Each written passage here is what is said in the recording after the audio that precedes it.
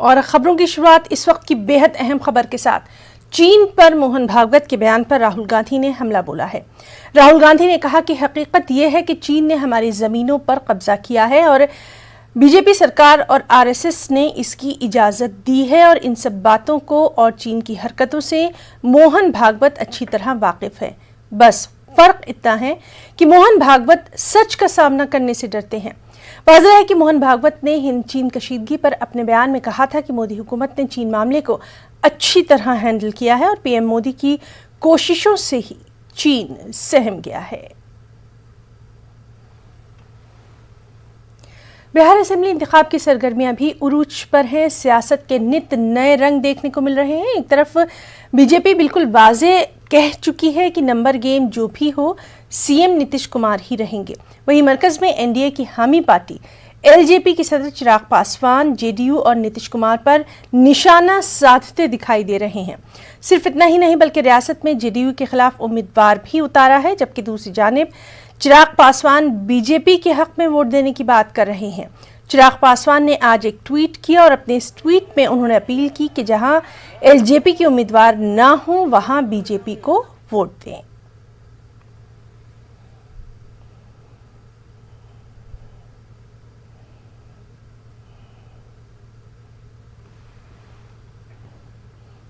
और जेडीयू के रियासती सदर वशिष्ठ नारायण सिंह ने चिराग पासवान के इस बयान पर निशाना साधा।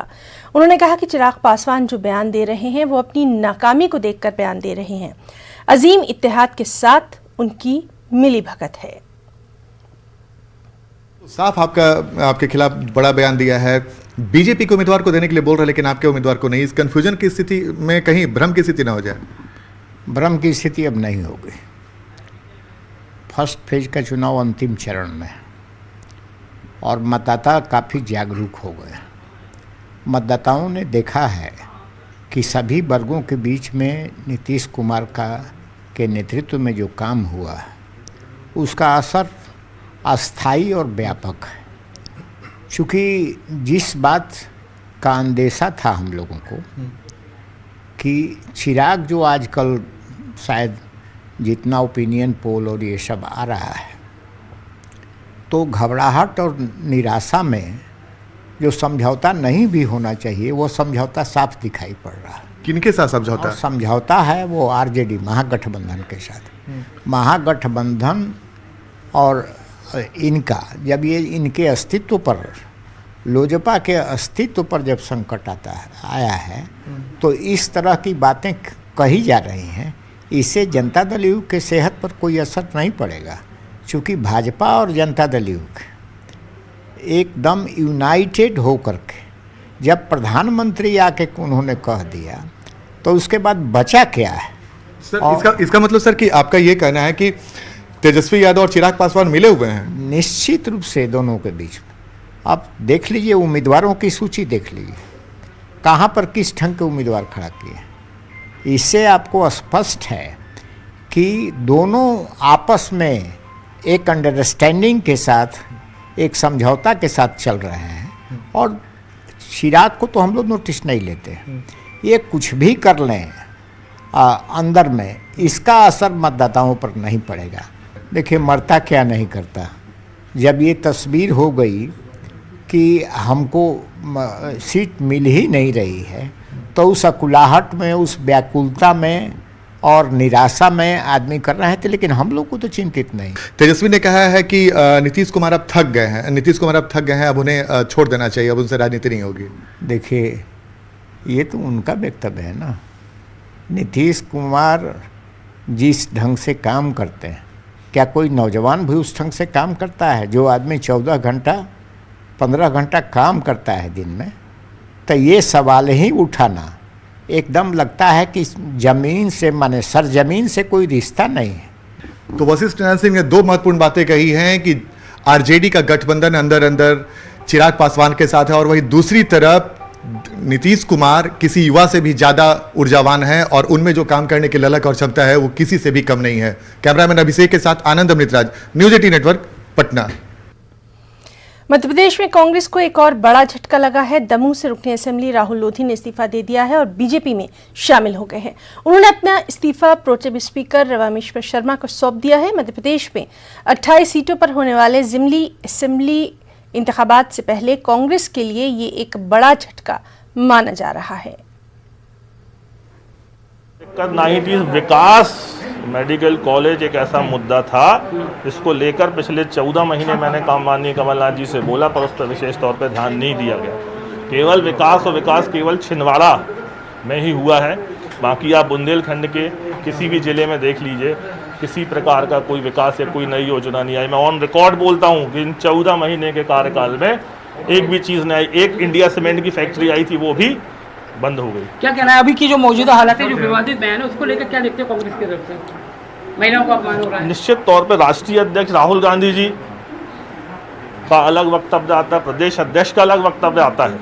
उनको ये पता ही नहीं है कांग्रेस पार्टी को, कांग्रेस पार्टी पूर्ण रूप से डाउनफॉल की ओर जा रही है, जहां प्रदेश अध्यक्ष और राष्ट्रीय अध्यक्ष का किसी प्रकार का कोऑर्डिनेशन नहीं, कोई कुछ बोलता है, कोई कुछ करता है। तो निश्चित तौर पर दमोह भारतीय जनता पार्टी के नेतृत्व में नई ऊंचाई, नई दिशा और नई ऊर्जा।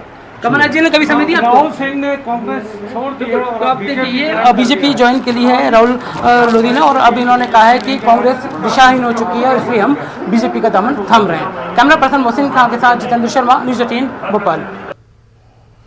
वज़ीर-ए-आज़म नरेंद्र मोदी ने आज मन की बात की और मन की बात का ये 70वां एडिशन था। वज़ीर-ए-आज़म नरेंद्र मोदी ने सरदार वल्लभ भाई पटेल और इंदिरा गांधी को याद किया और कहा कि 31 अक्टूबर को वल्लभ भाई की जयंती के मौके पर एकता दिवस मनाया जाएगा। सरदार वल्लभ भाई पटेल जी की जन्म जयंती 31 अक्टूबर को हम सब राष्ट्रीय एकता दिवस के तौर पर मनाएंगे।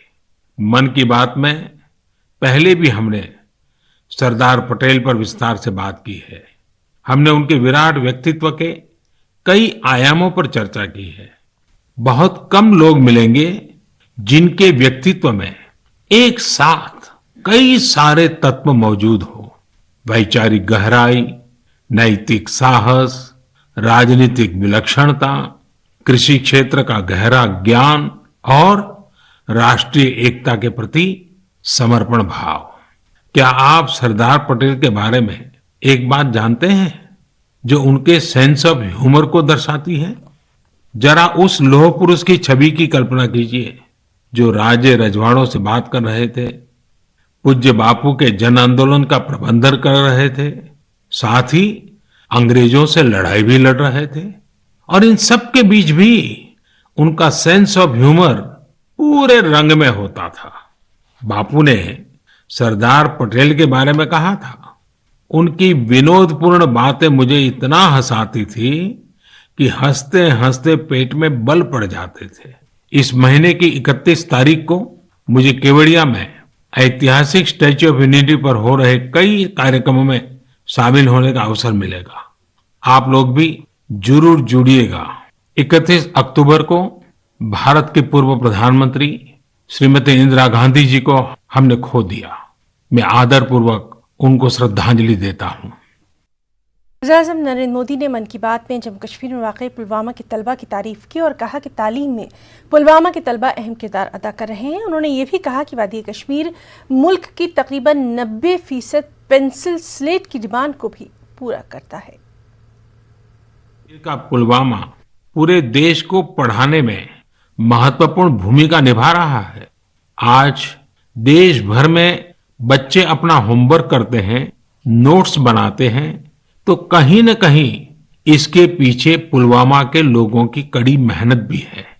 कश्मीर घाटी पूरे देश की करीब करीब 90% पेंसिल स्लेट लकड़ी की पट्टी की मांग को पूरा करती है और उसमें बहुत बड़ी हिस्सेदारी पुलवामा की है। एक समय में हम लोग विदेशों से पेंसिल के लिए लकड़ी मंगाते थे, लेकिन अब हमारा पुलवामा इस क्षेत्र से देश को आत्मनिर्भर बना रहा है। वास्तव में पुलवामा के ये पेंसिल स्लेट्स के बीच के गैप्स को कम कर रहे हैं। घाटी की चिनार की लकड़ी में हाई मॉइस्चर कंटेंट और सॉफ्टनेस होती है, जो पेंसिल के निर्माण के लिए उसे सबसे सुटेबल बनाती है। पुलवामा में उक्खू को पेंसिल विलेज के नाम से जाना जाता है। यहाँ पेंसिल स्लेट निर्माण की कई इकाइयां हैं जो रोजगार उपलब्ध करा रही हैं और इनमें काफी संख्या में महिलाएं काम करती हैं। साथियों, पुलवामा की अपनी यह पहचान तब स्थापित हुई है जब यहाँ के लोगों ने कुछ नया करने की ठानी, काम को लेकर रिस्क उठाया और खुद को उसके प्रति समर्पित कर दिया। ऐसे ही कर्मठ लोगों में से एक है मंजूर अहमद अलाई। पहले मंजूर भाई लकड़ी काटने वाले एक सामान्य मजदूर थे। मंजूर भाई कुछ नया करना चाहते थे ताकि उनके आने वाली पीढ़ियां गरीबी में न जिए। उन्होंने अपनी पुश्तैनी जमीन बेच दी और एप्पल वुडन बॉक्स यानी सेब रखने वाले लकड़ी के बक्से बनाने की यूनिट शुरू की। वे अपने छोटे से बिजनेस में जुटे हुए थे। तभी मंजूर भाई को कहीं से पता चला कि पेंसिल निर्माण में पॉपुलर वुड यानी चिनार की लकड़ी का उपयोग शुरू किया गया है। ये जानकारी मिलने के बाद मंजूर भाई ने अपनी उद्यमिता का परिचय देते हुए कुछ फेमस पेंसिल मैन्युफैक्चरिंग यूनिट्स को पॉपुलर वुडन बॉक्स की आपूर्ति शुरू की। मंजूर जी को यह बहुत फायदेमंद लगा और उनकी आमदनी भी अच्छी खासी बढ़ने लगी।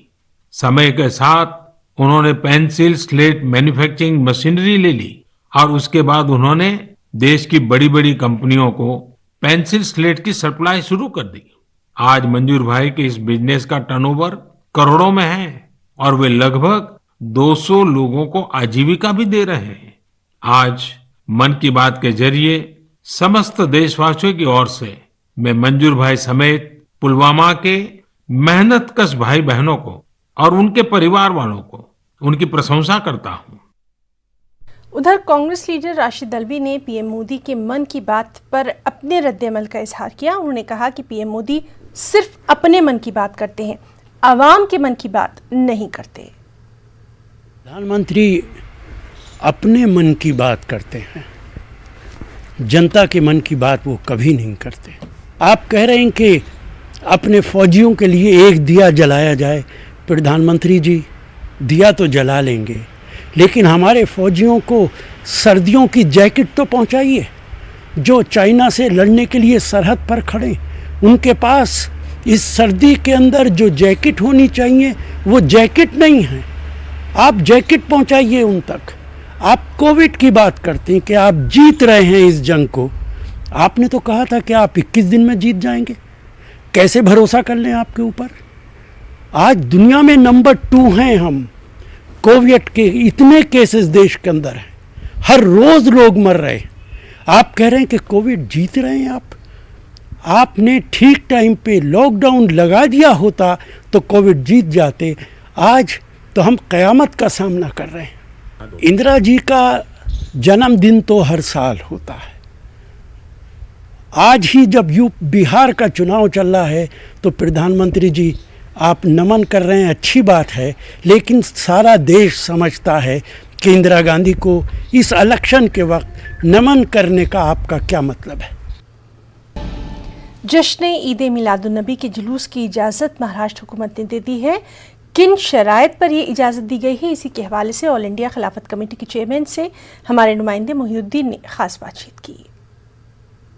मिलादुन्नबी के जुलूस की परमिशन जो है वो हुकूमत महाराष्ट्र ने दे दी है कोविड के दौर में, और ये GR जारी किया है। आप देख सकते हैं कि महाराष्ट्र हुकूमत ने बाकायदा एक GR जारी किया है और इसी के तहत जो है वो शराइत की बुनियाद पे परमिशन दी है। मुंबई में ऑल इंडिया खिलाफत कमेटी जुलूस निकालती है जो कि 100 साल से ज़्यादा अरसा हो चुका है इस जुलूस को। इस जुलूस के ऑल इंडिया खिलाफत कमेटी के चेयरमैन सरफराज आजू हमारे साथ हैं। किन शराइत की बुनियाद पे जो है वो जुलूस की परमिशन मिली है पूरे महाराष्ट्र में, मुंबई में? हुकूमत ने बेसिकली हाई कोर्ट ने जो दूसरे मामलात में जिस तरह की मशरूत इजाज़त दी थी, जैसे मुहर्रम के जुलूस को इजाज़त दी थी, जैसे जैन समाज के जुलूस को इजाज़त दी थी, उनको अपनी तकरीबात मनाने की, जिस तरह चहलुम के मौके पर इजाज़त दी गई मशरूत पैमाने पे, एक महदूद पैमाने पे जुलूस निकालने की, हुकूमत ने बआन ही उन्हीं शराइत को जो है वो हमारे लिए भी कबूल किया है और हम लोगों को भी जो है एक ट्रक के साथ 10 लोगों को लेकर जुलूस निकालने की इजाज़त दी गई है और हम लोग जो है वो हुकूमत की गाइडलाइंस को फॉलो कर रहे हैं और उसके हिसाब से जो है हुकूमत ने इससे ट्रक से ज़्यादा बड़ी चीज़ जो है वो हमारे लिए ये है कि हमें खिलाफत हाउस में जो सीरतुन नबी पर जो जलसा होता है जुलूस के आगाज़ में उस जलसे को मुनक्किद करने की भी इजाज़त दी है, जिसमें 5 मुकर्ररीन जो है वो खिताब फरमा सकेंगे और उसके अलावा डिजिटली इसको जो है रिले किया जाएगा। हम उसकी भी तैयारी कर रहे हैं। इससे आगे चलकर ये है कि जुलूस के रास्ते में पूरे रूट पर अलग अलग तंजीमों की जानिब से स्टेज लगाए जाते थे, इस्तकबालिया स्टेज लगाए जाते थे, जहाँ पर मेहमानों का इस्तकबाल होता था, जहाँ पर पानी की तकसीम होती थी, जहाँ पर बिस्किट वगैरह और नाश्ते वगैरह की चीज़ें जो हैं वो डिस्ट्रीब्यूट की जाती थी। तो वो उसकी भी हम लोगों को जो है इजाज़त मिल चुकी है। लेकिन और उसी स्टेज पे जो है वो कितने अफराद होंगे कोविड के दौर में? वो अफराद तो पहले भी जितने होते थे यानी 10-12 लोग तो हुआ ही करते थे। अब भी उस पर 5 की पाबंदी है, लेकिन मैं समझता हूँ कि अगर अच्छे खासे बड़े स्टेज बनाए गए और सोशल डिस्टेंसिंग का ख्याल रखा गया तो इससे जो है लोगों को बड़ी राहत महसूस। आखिरी सवाल मेरा ये है कि क्या आपके जो जुलूस का ट्रक है उसके साथ जो है वो दीगर अफराद भी इसमें शामिल हो सकते हैं? उसके कवायद क्या हैं, उसके ज़ाब्ते क्या बनाए हैं गवर्नमेंट ने? 10 लोगों की इजाज़त है, तो हमारी कोशिश होगी कि हम ये गिनती पूरी करें और इसके अलावा हमारे साथ जो है वो मीडिया के लोग भी होंगे। इसके साथ हम एम्बुलेंस वगैरह भी साथ में लेके चलते हैं हमेशा से, इस बार भी ऐसा करेंगे। और लोग जो है फिर सड़कों के दोनों जानिब जो होते हैं वो जिस तरह पहले होते थे अब भी हो सकते हैं, उस पर किसी किस्म की पाबंदी। वक्त एक ब्रेक का।